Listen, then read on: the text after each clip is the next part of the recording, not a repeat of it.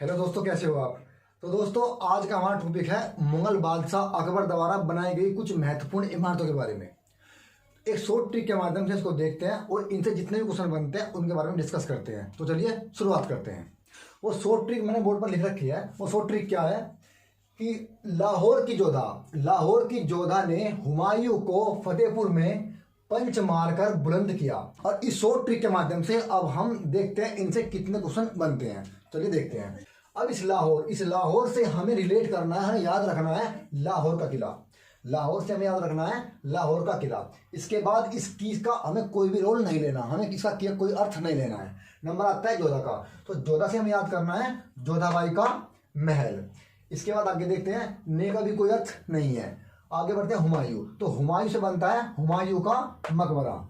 अकबर ने हुमायूं का मकबरा भी बनवाया था, अकबर ने जोधाबाई का महल भी बनवाया था और अकबर ने लाहौर का किला भी बनवाया था। ये जो ट्रिक मैंने आपको बता दिया है, ठीक है। चलिए, इसके बाद नंबर आता है इस को का भी हमें कोई भी रोल नहीं लेना है। इस को का हमें कोई अर्थ नहीं लेना है, ने का भी नहीं लेना है, इस की का भी नहीं लेना है। आगे बढ़ते हैं। नंबर आता है फतेहपुर का। फतेहपुर से हमें याद रखना है फतेहपुर सीकरी। क्या रखना है? फतेहपुर सीकरी। अकबर ने फतेहपुर सीकरी का निर्माण कराया था। क्लियर है? चलिए, इसके बाद नंबर आता है पंच का। इस पंच से आपको याद रखना है पंचमहल। क्या रखना है? पंचमहल। आगे बढ़ते हैं इस मारकर का भी हमें कोई रोल नहीं लेना है, कोई अर्थ हमें नहीं लेना है। आगे बढ़ते हैं बुलंद, तो बुलंद किया, इस किया का भी हमें कोई रोल नहीं लेना है, बल्कि इस बुलंद से याद आता है, बुलंद से हमें याद रखना है बुलंद दरवाजा। कहाँ पे है? ये रहा बुलंद दरवाजा। तो अकबर ने ये जो इमारतें बनवाई थी ये बहुत ही मोस्ट इंपोर्टेंट इमारतें हैं जो मैंने ट्रिक के माध्यम से लिख रखी है कि लाहौर की जोधा ने हुमायूं को फतेहपुर में पंच मारकर बुलंद किया। तो जो ये ट्रिक है, अब ये ट्रिक आपको सिर्फ एक दो बार अपने घर में रिपीट करनी है, उसके बाद में ये आपको कई साल तक याद हो जाएगी। आपको कभी भी अकबर की इमारतें जो मोस्ट इंपोर्टेंट है वे याद करने की आवश्यकता नहीं पड़ेगी। इसके बाद अकबर ने कुछ और भी काम किए थे, जैसे अनूप तालाब। अकबर ने अनूप नाम का तालाब भी बनवाया था और अकबर ने ख्वाबगाह का भी निर्माण कराया था। इसके बाद आंख मिचोली, अकबर ने आंख मिचोली का भी निर्माण कराया था।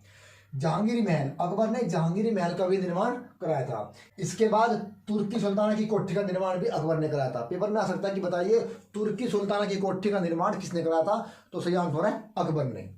इसके बाद नंबर आता है इबादत खाना यानी ये होता था मुगलों में एक प्रार्थना भवन। क्या होता था? प्रार्थना भवन, जहां पर ये मुगल प्रार्थना किया करते। इसके बाद नंबर आता है शेख सलीम चिश्ती की दरगाह। अकबर ने शेख सलीम चिश्ती की दरगाह का भी निर्माण कराया था। और इसके बाद नंबर आता है इस्लाम शाह का मकबरा।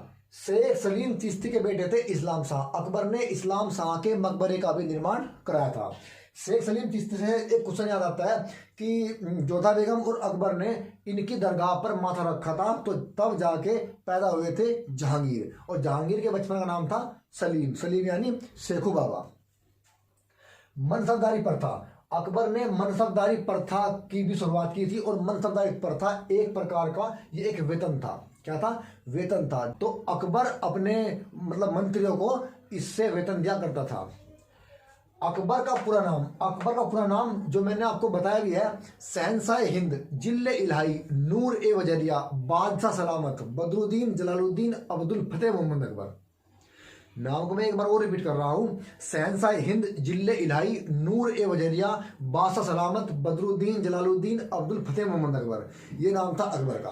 तो गाइस, अकबर के बारे में ये फैक्ट जो मैंने बताया है आपको, ये जितनी भी शॉर्ट ट्रिक के माध्यम से मैंने उसकी इमारतें बताई है, आपको ये जैसी भी लगी हो आप हमें यूट्यूब पर कमेंट कर सकते हैं, सब्सक्राइब कर सकते हैं, शेयर कर सकते हैं। तो आज के लिए इतने काफ़ी। Thank you.